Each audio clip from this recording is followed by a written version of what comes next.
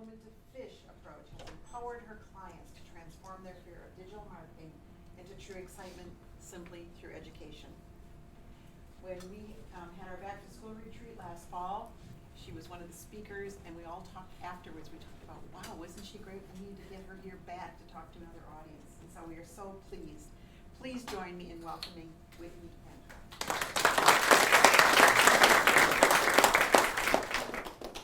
I paid her to say all of those things, so thank you.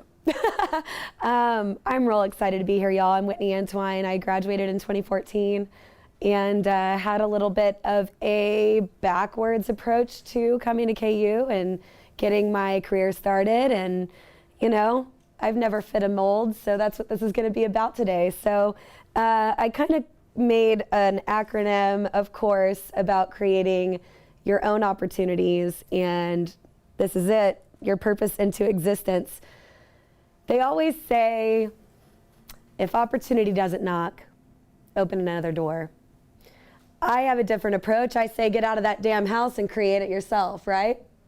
So what I mean by this is I kind of had a bit of a timeline since I graduated high school, a short one. I know this is a little fuzzy, but that's kind of the point. Back in 2003, I graduated high school and had no idea what I wanted to do, and thought I was going to go to Hollywood and be an actress, and got accepted into the American Academy of Dramatic Arts in LA. It was a dream that I didn't take. So I didn't go. I decided to stay in Dallas because I was pretty scared to go to LA and try to pursue something that so many people told me I couldn't do, that I wasn't going to amount to anything. You're going to be struggling your whole life. You might as well get something that's practical. That was the word that we had to abide by. So I didn't go. Finally went to school and dropped out as a theater major. And then in 2004, decided that I was going to go pursue theater at Stephen F. Austin in Nacogdoches, Texas, and made it a semester and dropped out. And then I decided, you know what, I'm gonna actually go back to school at Quad C and try theater there. So I did, and then I quit, I dropped out. And then I was like, I like to cook. I'm gonna go to culinary school. So I did for a year and a half, and then I quit and I dropped out. And after culinary school, I said, you know, food is neat. I could be a nutritionist. So I started nutrition classes. What did I do? I became a nutrition. No, I'm just kidding.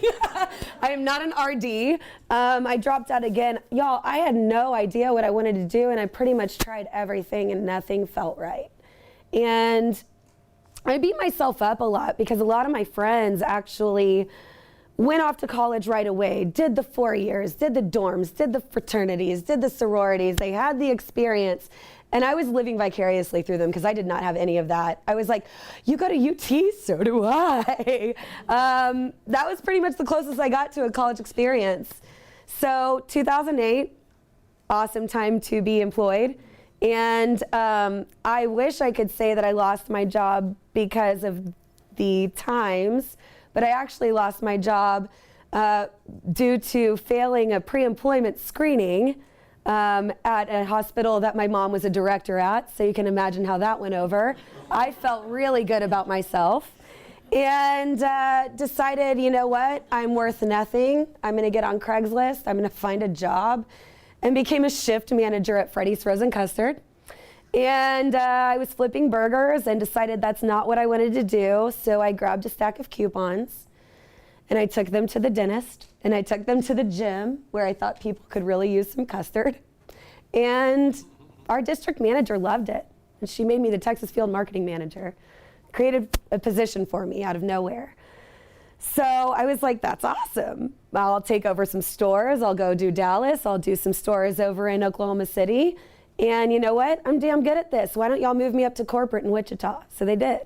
They moved me from Dallas to Wichita. And 6 months later, I didn't send an email I was supposed to send, and I got fired. Cool. So I'd moved all the way to Wichita to get fired 6 months later, and I felt like hell. What was I going to do? Had no degree. I wanted to go into marketing. I had no degree.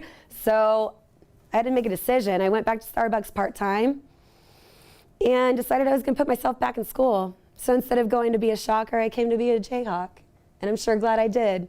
I was actually accepted into the College of Business and decided that marketing on the business side was actually not what I wanted to do. I heard the word spreadsheet once and said, I guess I'll go to the J school. So that's why I ended up here. And let's just be real. I didn't know TN at the time. So, I got to find that out later. But after I decided to come here, I stayed full 2 years and I worked full-time between multiple jobs and put myself through school. And by 29, I walked across that stage. I could cry right now talking about that. That was so amazing. So right now is where I am.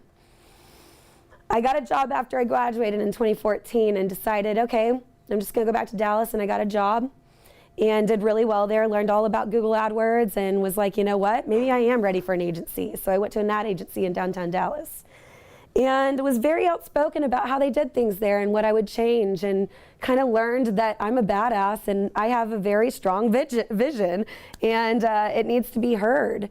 And in that environment, it just wasn't being heard. So I decided to leave $60,000 a year for $9.87 an hour back at Starbucks to start my own company. And what I've learned through all of this is that in order to create your own opportunity, we're going to go through and learn how to create it. So the first thing with C is to clarify, or have that clarity, that aha moment. Y'all know what it's like when you feel it in your bones, right? You feel it in your gut that something has got to happen.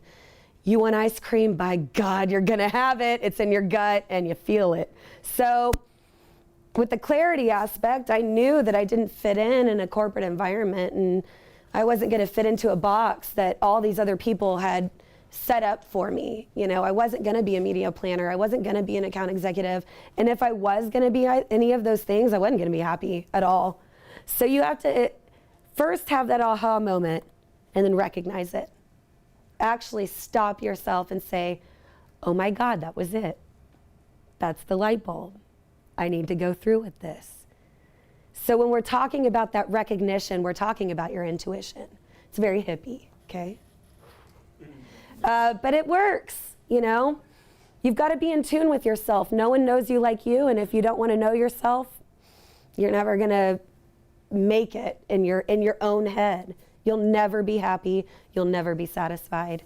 You've got to go after the things that make you excited, or you're just going to feel like you're in a rut, So after you recognize it, you've got to envision it. And I say to envision your joy. Don't envision what we think joy is. It's not about the money. The money's nice. We need that part. It's not about the benefits. It's nice. We need that part. But when you're doing something out of joy, when you're acting out of joy, there is no better feeling in the world. And you could get paid $0 for it, or $100 for it, or $10,000 for it, and it wouldn't matter, because you're happy. And no one can steal that from you. There's no comparing. No one's going to steal that joy from you, because you're doing what you're meant to do, and you're doing what's in your intuition.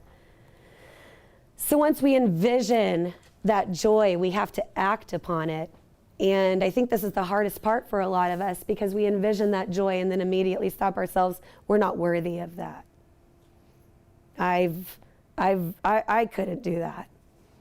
That opportunity isn't for me. That's for someone greater than me. And I've had that feeling over and over, struggled with the depression and the anxiety and all of the mental blocks that come in when you're trying to succeed and you see the people around you doing such cool things. But the difference is that I'm happy. I'm not working for people who don't value me. I'm not working for people who disrespect me. I may not be making money and working 80 hours hating my life, but at least I'm not working 80 hours hating my life. I'm working 100 and loving what I do. I mean, let's be real. That's what happens when you own a business. your time gets tripled. So act on that make it moment. And then trust that process. Another really hard thing for us to do is trust ourselves. There is no greater self-doubt or anything that clouds your vision than ourselves. Like, we're our worst critics. And there is no one standing in your way but you, and you hear this all the time. But when you trust in yourself and you trust that process and you understand that it is a process, it's not going to happen overnight. It's not going to be perfect. It's not going to be textbook. You're not going to do it the same as the guy next to you or the girl next to you who did it the year before, your brother, your sister, your mom, and your dad. You're doing it your way. And when we pave and blaze our own path, there is something like so magical about that, so rewarding about that, because you're making your own thing. You're not just accepting what's been given to you and then just going with the flow. You're actually building something, and then you feel like an innovator. And for me, I feel like that is something that we were all created to do. We're all creators. We're all makers. In whatever capacity that means, we are. So externalize could or could not be a word. We'll never know. Externalize your purpose. Live it. Put it on your sleeve. Have it out to the world. Know what your purpose is and live it and breathe it and talk to people about it and speak it into existence, because that is a very, very real thing. I said months ago that I wanted to speak in front of tons of people about what I do, about why I do it. And today I think I've spoken to at least 800 people. And I'm just like, I talked about this. I wrote it down as a goal, and it's unfolding. And this may not be anybody else's dream, but y'all, this is my frickin' dream right here, is being in front of my peers, being in front of my people, and relating about things that we never talk about, which is there is no path. There's no path. You blaze it yourself. You follow the path of someone else, you're gonna be unhappy. And there's no greater lesson that I've learned since I've actually graduated. When you take the matters into your own hands, that's when you really get magic. This came up on my Instagram 2 days ago, and I had to put it in this presentation. Stop talking yourself out of opportunities because you don't feel ready. It is time. You're ready now. That fear is all in your head. That fear is made up by you. That fear is just fear, and fear comes from a negative space, and when we act from a negative space, we make negative decisions that just snowball into unhappiness and being miserable and that self-loathing. I hate my job, I hate my boss, I hate this, I hate that. It's not the way it works.